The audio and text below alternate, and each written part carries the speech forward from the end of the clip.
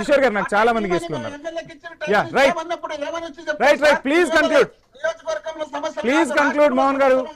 రాష్ట్ర సమస్యలు చెప్పాలా, ఆ సమస్యల గురించి మాట్లాడాల్సినప్పుడు టైం కావాలా. ఆ టైం ఇవ్వకుండా మీ ఇష్టం వచ్చినట్టు మీరే నిర్ణయించుకుంటే ఎట్లొచ్చాడు అసెంబ్లీలో మాట్లాడగలుగుతారు, ఆడ ఏ విధంగా మాట్లాడతారు? ఆ టైం ఇవ్వకుండా మీరు ఇష్టం వచ్చిన మీ నిర్ణయాలు మీరు తీసుకొని బయట ఉంటే పులివెందుల ఎమ్మెల్యే అంటే ఎట్లా? ఒక మాజీ ముఖ్యమంత్రి, ప్రతిపక్ష నాయకుడు, రాష్ట్రంలో 40% ఓటు ఇచ్చినటువంటి వాడు, అలాంటి పార్టీ అధ్యక్షుడుగా ఉన్నటువంటి వ్యక్తిని పట్టుకొని మీరు ఒక ఎమ్మెల్యేకి ఇచ్చిన టైం ఇస్తాం ఎందుకు ఇస్తామని బయట అనాల్సిన అవసరం మీకేమొచ్చింది? జగన్మోహన్ రెడ్డి గారు అసెంబ్లీకి వచ్చే మీ చరిత్ర అంతా కడిగేస్తాడు. కడిగితే మీరు బజార్లో మళ్ళీ జనం వచ్చి కడగమనండి సార్. అసెంబ్లీలో బయట అంటున్నందుకు భయపడిపోయి, బయట ఎవరో మాట్లాడతానని చెప్పి భయపడిపోయి మరి అసెంబ్లీకి రాని పులి ఎందుకు సార్? మాకు అర్థం కాదు.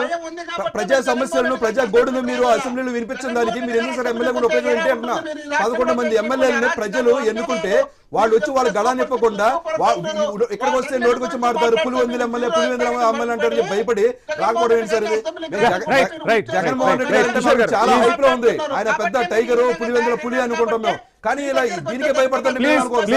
ప్లీజ్ కిషోర్ గారు, మోహన్ రెడ్డి గారు చెప్తున్నారు జగన్మోహన్ రెడ్డి గారు. కాబట్టి జనం దగ్గరికి వెళ్ళి ఎప్పటికప్పుడు మీకు సమస్యలు అసెంబ్లీకి రావాలి సార్. జనం దగ్గరికి ఎప్పుడు వెళ్తారు కదా సార్? ఎప్పుడు వెళ్ళారు సార్? ఏంటి ఇక రానున్న కాలంలో అన్న అసెంబ్లీకి వచ్చే ఉద్దేశం ఉందా? అసలు ఇక రానున్న కాలంలో కూడా అసెంబ్లీకి రారా? భయపడుతున్నాడు. ప్రజా సమస్యలపై స్పందిస్తుంటే మా పార్టీ చెప్తాడు జగన్మోహన్ రెడ్డి గారు బయటికి రాలేదని. ఎప్పుడన్నా మీరు టీవీలో చూసినారా, ఛానల్లో చూసినారా? లేదా మీరు గత 5 సంవత్సరాల్లో ఒక ఇటుకు రాయి కూడా లేని జగన్మోహన్ రెడ్డి ఇప్పుడు ఓడిపోయిన తర్వాత ఇప్పుడు జనాల్లోకి వచ్చేస్తారు. ఏం మాట్లాడుతున్నారు? ప్లీజ్ కిషోర్ గారు టైం ఇస్తాను. మోహన్ రెడ్డి గారు మళ్ళీ మీకు టైం ఇస్తాను. మోహన్ రెడ్డి గారు ప్లీజ్ హోల్డ్. పార్థసారథి గారు, ఏం జరుగుతుంది మొత్తంగా?